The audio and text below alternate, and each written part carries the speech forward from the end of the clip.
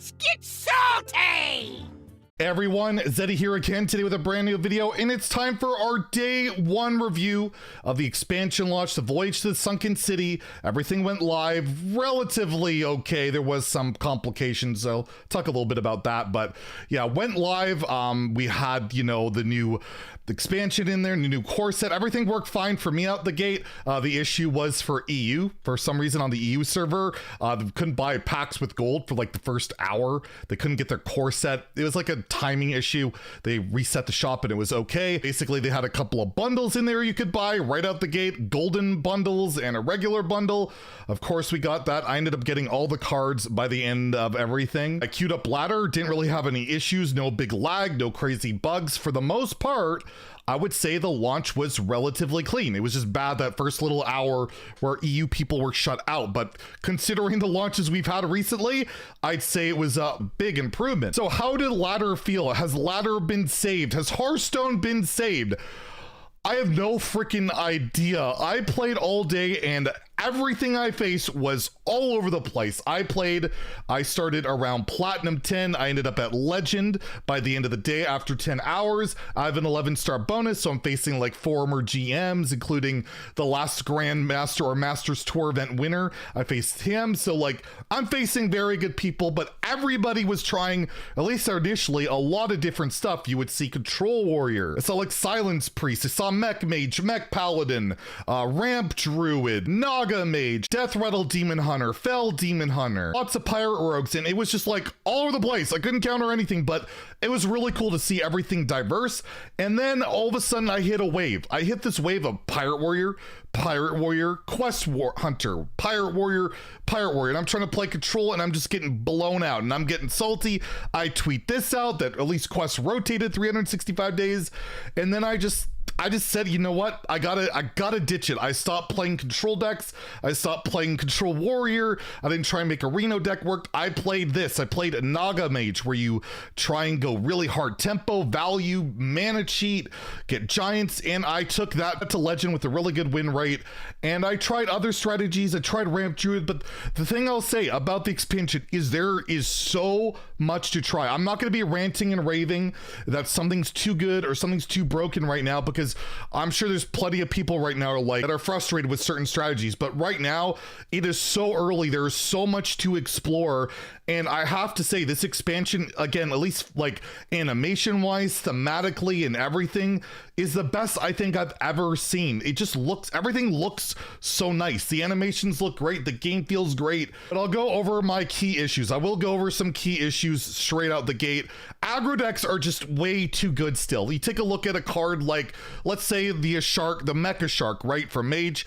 You can discount this. It's premium stats. It's got Tribe. It does insane damage. I did 29 damage in one turn with 2 Mecha Sharks, all discounted from in hand. I'm like turn 6, I believe. It's disgusting. Pirates, all these pirates that are in like, I'll show my list that I played of Pirate Rogue.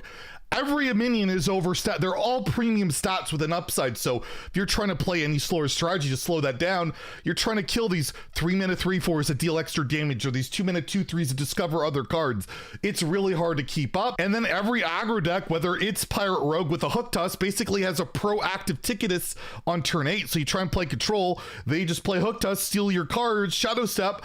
I couldn't even play Control Warrior. Like, I destroyed all their early game, and then they just destroyed me by taking all my stuff. There was just no way to win. The same goes for Quest Warrior, which got buffed tremendously. Not only does this aggro deck have infinite value, but now the Juggernaut only summons 6 different weapons, one of which is Gorehowl, the other is 5 attack, the other 3 have 3 attack, and the only bad one is 1 attack. So the Juggernaut is just guaranteed basically 3 damage straight out the gate from the weapon, with a really good chance to high roll, and the pirates are insane. And yes, the quest lines are still, to me, problematic. They're infinite value. They start in your hand. The game feels the same, and Pirate Warrior and Quest Hunter in particular feel like the biggest problems. And I think it's going to get worse before it gets better, because this expansion buffed the crap out of those archetypes. And I think a lot of people will get frustrated. And yes, aggro is king. Aggro is absolutely king right now.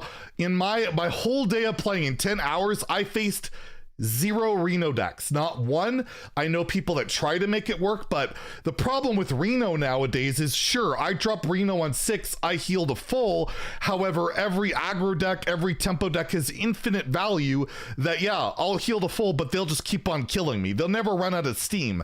Reno, back in the day, you dropped it against aggro, they were out of stuff, you would win the game. No aggro deck runs out of stuff. No quest deck runs out of stuff. Reno doesn't really have that big a deal. The bigger card that has a bigger implication is Brand Bronzebeard, because he gives you insane value, can do insanely broken things, and Brand's a lot bigger to look out for right now, and especially with a smaller card pool in Standard, Reno is not quite the same way to go. I will note that Abyssal Warlock, that deck actually seemed a lot better than I ever thought it would be. I didn't see much Murloc Warlock, but I saw a lot of the Abyssal Curses, and basically against any slower deck, it crushes.